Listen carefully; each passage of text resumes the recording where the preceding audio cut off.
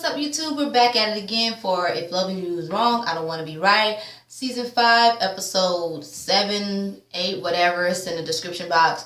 The Wages of Sin. And of course, that is your girl, Miss Tink. That's M-I-Z-Z, not M-I-S-S.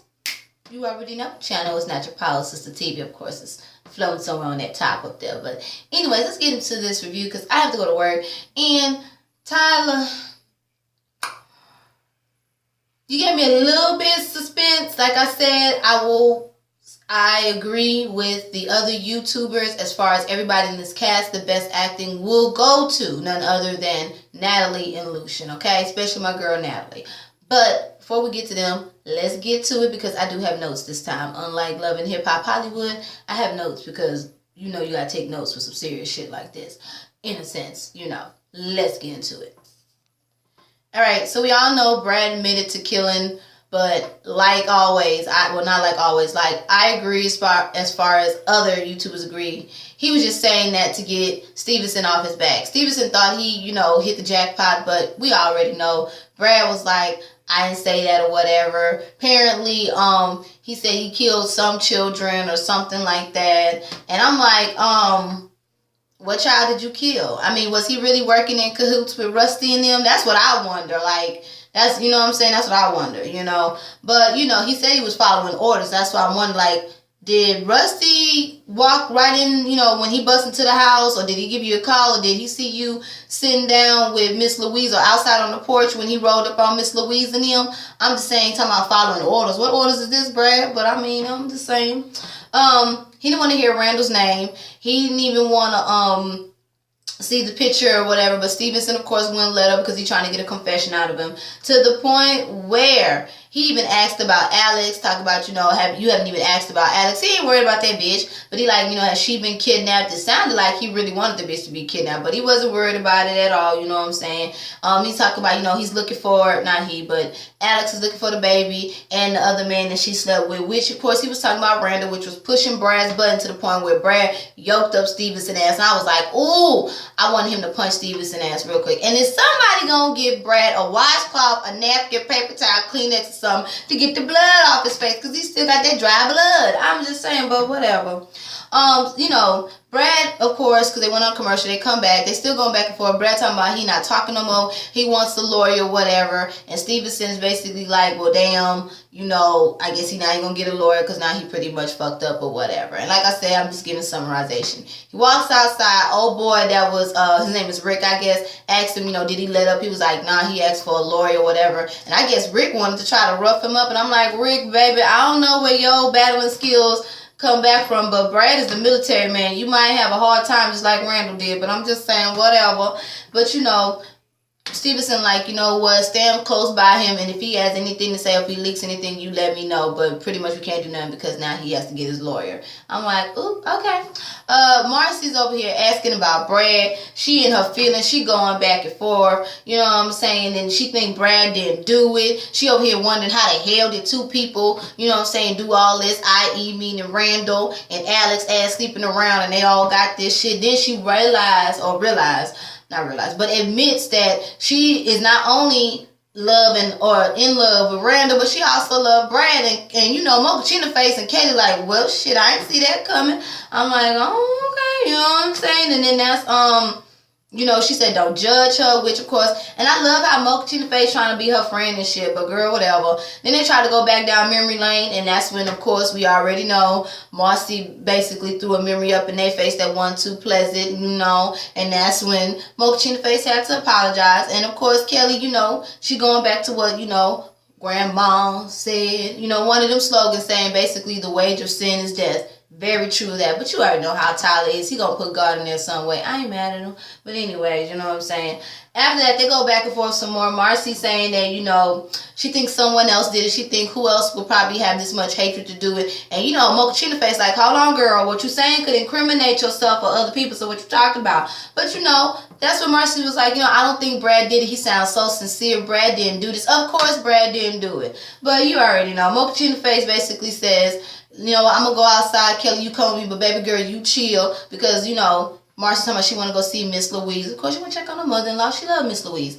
And, you know, before Kelly and Mochaccino Face go outside or whatever to talk some more, that's when Mochaccino Face go hug Marcy talking about, I love you. Couldn't have been me. I'd have been like, bitch, get off me. No, the fuck you don't love me. Because the whole time I was going through this shit, you was at that hospital with that bitch. So, whatever. And you remember how we met. Bitch, you don't love me. Whatever. Anyways, I'm just saying. So after that, Mochaccino Face and Kelly go outside, and Mochaccino Face, I actually liked her in a sense because she pieced everything the fuck together. She agrees with Marcy talking about Brad didn't do this. She agrees with Marcy talking about, you know, could have been somebody else, and then puts it out there that it could have been Alex's parents. I was like, ooh. Then that's when she also makes a good point talking about, you know, Miss Louise says she's seen somebody, but baby, it could have been anybody. You know, she really thinks that Alex's parents did this because of how they looked when, of course, it was found out that Randall was the baby, how racist Alex's parents are. They all know that. And two, you know what I'm saying? Like, if Alex has something to do with that baby and Randall getting hurt, Alex is basically a part of the case, or was a suspect, something to murder. I'm not into that legal stuff, but basically she's assisting in this murder and kidnapping, all that shit. She's a part of the crime. And I was like, A for effort, Mochaccino Face, girl, you got the nail on the head, but of course they can't prove it. And of course Mochaccino Face ain't finna tell the captain until she has all the little evidence or whatever, because we all know Miss Kelly doesn't want to believe it. She like, I don't want to believe this. I don't know. You know what I'm saying? But Mochaccino Face, girl, you are on the right path. Brad did not do this, and I hope she goes with her gut feelings. But I understand, girl, get a little bit more evidence before you know what I'm saying, you know, get charged with a little bit withholding evidence and no ain't no proof. So I understand that. Then that's when she gives Kelly a hug, walks off to see Eddie, asks Eddie why they go back and forth. I really wasn't paying attention. Only thing I got out of the situation that Mochaccino Face wants the damn address to Alex's parents or whatever. Eddie won't give it to him. Eddie over there playing dumb. But then we also find out some tea on Mochaccino Face ass. Come to find out, Eddie was married in the past, and the mistress or the bed wench that he was fucking around with so happens to be Mochaccino Face. So, girl, you trying to come at Marcy and come at Claudia, but look at your bitch ass. Girl, bye. I did not know that. I was like, ooh. Eddie was shading the fuck out of her and reading her ass with the truth too, trying to think she better than everybody else. Bitch, you was a side hoe too. Okay? You just probably got pregnant by his ass. Anyways, I was like, I didn't see that coming. I'm just saying. But Mochaccino Face again talk about, you know, she worried about the baby. Talk about, you know, maybe Alex's parents got something to do with this. Oh, my lips so shiny. Sorry about that, y'all. Okay. You know what I'm saying? And then, you know, she just all emotional and stuff about the baby, of course. And then this way Eddie tried to throw a jab, talk about you women and babies. Fuck you, Eddie. Fuck you. I just want somebody to take a heel off and hit him upside the head. I'm just saying. Mochaccino Face goes back over to Kelly, whatever, talking to Kelly, whatever, about the situation, trying to figure out some stuff. And then, of course, this is when Kelly and Eddie gets into it. Kelly, I understand you saying that you ain't scared of him, whatever, but he read the fuck out of your ass, talking about you scared every man away, and how the hell did you get a brother go all the way back to Utah, talking about Ramsey. I said, ooh. Eddie got in her ass, although Eddie, I'm sorry, baby, you would have been all types of, man, I would have read your ass for filth. I'd have been like, nigga, please, but you look, I'm not gonna go there, but okay. But you know, then that's when he gonna talk about, yeah, y'all hug it out, I want to get in between that. Fuck you, Eddie. Fuck you. I'm just saying, like, Kelly, you ain't come hard enough. Eddie got your ass, so he won in this round. I'm just saying. Alex finally gets to her little stop, and she walks out, and this is all we see of Alex. She tells the truck driver thank you, and then moves the fuck on. Kudos to you, girl. Get to Virginia and Rusty and them, okay? I'm just saying. Pete asks. Now, Pete talking to the nurse. Pete don't want no sleeping shit. He in pain. He sees somebody outside. He want to know who the hell is that. The nurse trying to get him to calm the fuck down. She like, I'm going to go talk to the doctor because your ass is doing a little bit tripping. While she gone or whatever, Pete calls Lucian. Lucian like this ain't a good time. But before he even called Lucian, Pete goes, you know, basically goes, or should I say daydreams, or take a little 5-minute cat nap and basically replays back the whole shooting, whatever. Then gets up, calls Lucian because he was woken up out of a cold sweat or whatever with the shooting. Calls Lucian and tells Lucian, I know what happened. I know who shot me. And basically put it out there that it was some gang people that shot him.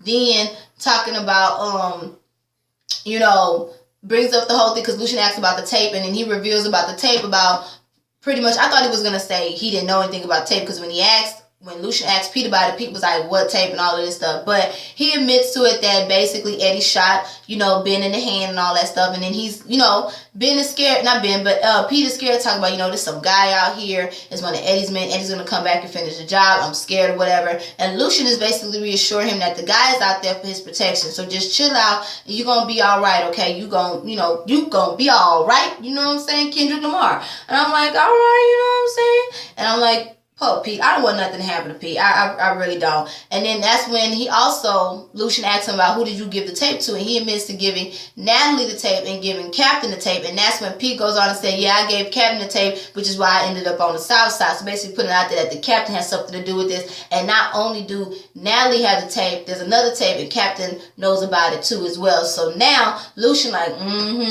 So he tells him to sit tight or whatever. He said he's going to come check on him. I hope he get there in time because I don't want nothing to happen to Pete. The nurse come back into whatever. She said, nigga, you been tripping. Do you understand what is going on with these body signs? They can get in my ass. So you know what we gonna do? We gonna give you some drugs and put your ass to sleep because you need to rest. Like, I ain't going to sleep. I ain't going to sleep. Ben, your ass is going to sleep because she was like, we'll see. Okay, them drugs will put your ass to sleep. So I'm saying you trying to fight, but baby, you ain't gonna fight it for too long. But who is that guy? So I think that's the FBI dude. I don't think that's one of Eddie guys. That's the FBI dude. But hey, it is what it is. So, back at the same hospital. Natalie wants to know what's going on with Joey. Natalie, you did that with this acting, okay? Natalie all nervous, Lucian like, chill out. That's when we see the doctor. He over there giving bad news or whatever to another couple. Then comes over and lets Natalie know that first, Joey got a 12% chance to live. I was like, oh shit. He done hit really hard. His heart, his liver all got shot up. They're pretty damaged. I was like, oh my God. And I'm like, Lord Jesus, they don't think he gonna make it through the night. So you already know Natalie's up in her feelings. She all upset. And I understand, girl, that is your baby. I'm like, Lord, Then when the doctor was talking about being an organ donor, at first Lucian was like, go ahead and go. But Natalie was like, no, I want to hear this. And then when he was talking about, do you want your son to be an organ donor because he was very healthy? And I was like, that poor Joey. Natalie was like, are they going to go to some black people? I'm like, Natalie, I understand where you coming from, but was that okay, girl? I understand. You know what I'm saying. Hey, it is what it is. He can't really answer that or whatever. So of course, Natalie was going in on his ass too because she in her feelings and worried about her son, which I completely understand. Once the doctor leaves, whatever, Lucian lets Natalie know the good about being an organ donor, saying that some guys in the military, their lives could have been saved if they would have had some organs donated as well. So I know. I know it's hard, but there is good out there as far as donating your son's organs to help others too. You know what I'm saying? So I understand about that. But Natalie don't want to hear that right now. She just like, I just need a moment. I need to chill. I just got some bad news about my son. I need a moment. Lucian, chill out. So Lucian walked off and gave Natalie her moment, baby. I understand it. You did that acting because I felt your pain, girl. Get in, Natalie. Yes. Pete calls the nurse again. Now, the nurse must have had him on speakerphone and laughing at the desk because they was talking for a while. She was like, what did you give me? She's like, I sedated you. You need to go to sleep. So I'm like, no, I don't need to go to sleep and stuff. I need to stay awake. Because, that's what he said at first. And I thought he said he was expecting a phone call or something like that. I could be wrong. Correct if I'm wrong. But I know he was saying I need to stay awake. I'm like, stay awake, Pete. So, she finally hangs up talking about, nigga, I ain't trying to hear you right now. I did what my job told me to do. Chill out, okay? And as soon as she hangs up with him, Pete's vision started going blurred. Now, I don't know if he was dreaming or was this really happening. From the previews, I believe this really happened. Eddie walks his ass in the damn room. And I'm like, oh, fuck, where the fuck is that black dude at? Where the fuck did you go that fast? I mean, you supposed to be watching him around the clock. You FBI.